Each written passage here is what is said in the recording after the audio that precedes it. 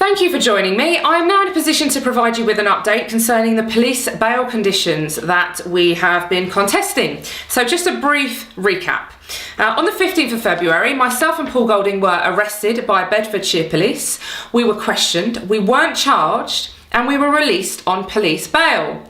Now, at that stage, we were given an indication as to just how petty Bedfordshire Police were planning to behave, because they confiscated my metal Britain First lapel badge and Paul Golding's Britain First hoodie, so we could see what path they were going down. However, nothing could have prepared us for the conditions that they imposed on us under this police bail. I have the bail sheet here, and the conditions are as follows. Myself and Paul Golding are not allowed to enter the town of Luton in Bedfordshire. We are banned.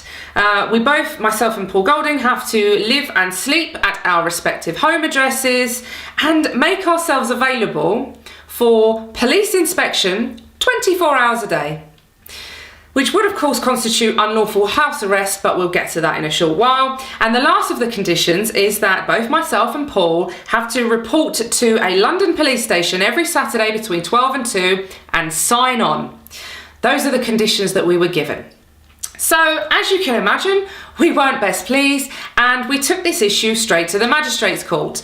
Our solicitor did a fine job at representing us in the courts, and he argued that these conditions are disproportionate.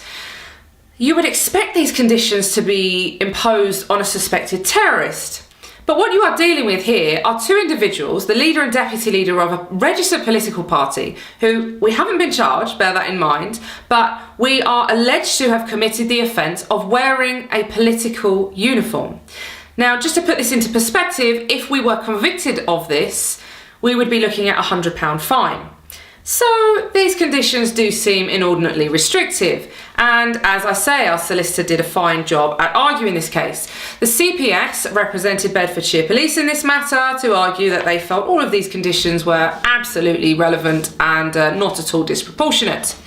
So the magistrates came back and said they agreed, surprise, with the CPS, albeit they weren't willing to grant Bedfordshire Police the house arrest, which isn't even lawful in this country, so nice try Bedfordshire Police, but no cigar on that one. However, they did feel that all of the other restrictions restricting us to staying out of Luton, signing on every Saturday, and living and sleeping at our respective home addresses were necessary. So the next step, after the magistrates decided that these conditions were perfectly acceptable, was for us to ask them to state a case. Now, on the day of the hearing, our solicitor asked the magistrates to justify, or to at least attempt to explain, their decision to uphold all of these bail conditions, and quite frankly, the response that they gave was embarrassing. The chief magistrate was stuttering and actually couldn't articulate a point at all.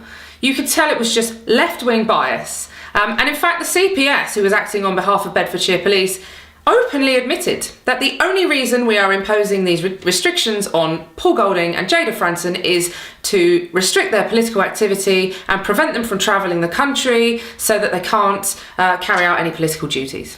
Can you believe that? You're talking about the leader and deputy leader of a registered political party, and the CPS and Bedfordshire Police are playing these kind of games. It is outrageous. And I am pleased to say, finally, we have received their response. So, you're not going to believe this because I'm still struggling and I've read this a fair few times, but the magistrates, which is probably no surprise, have stuck to their guns and said they believe that the conditions are applicable and should be upheld, and that they reached the correct decision on the day in upholding those restrictions. This is one of the grounds for which they made that decision. We are also satisfied that it was necessary to impose conditions of residence and a reporting condition on Saturday afternoon, which would restrict the applicant's abilities to travel around the country to other Asian communities, which we believe may have led to the commission of further offences. Hold on, let's just get one thing very clear before I go any further. Asian communities. We're not talking about Asian communities. There are lots of Asian communities in Britain. I'm very familiar with them.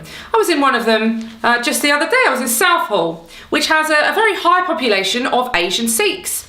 I was there collecting signatures for our London mayoral campaign, And all I can say is, what a fantastic group of people. I was shown such warmth and kindness by the Asian Sikh community, many of whom actually invited me into their homes to sit and watch cricket with them, have a cup of tea, a glass of Coke, spend the afternoon with them. Unfortunately, I had work to do, but this is an Asian community.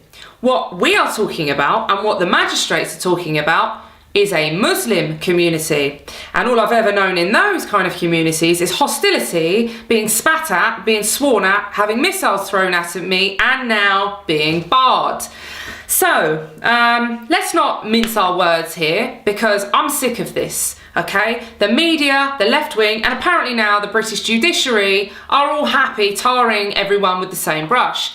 Well, I'm not, okay? I've got lots of Asian friends, and they don't behave the same way that the Muslim community in Luton have behaved. So I just want to clear that up for now. We're not talking about Asians, we're talking about Muslims. And how dare these magistrates use the fact that Muslims have colonised certain areas of Britain as an excuse to restrict our political activity? It shouldn't be the case that Muslims are allowed to turn parts of Britain into Islamic ghettos, and therefore myself and Paul can't enter those communities in case we cause offence.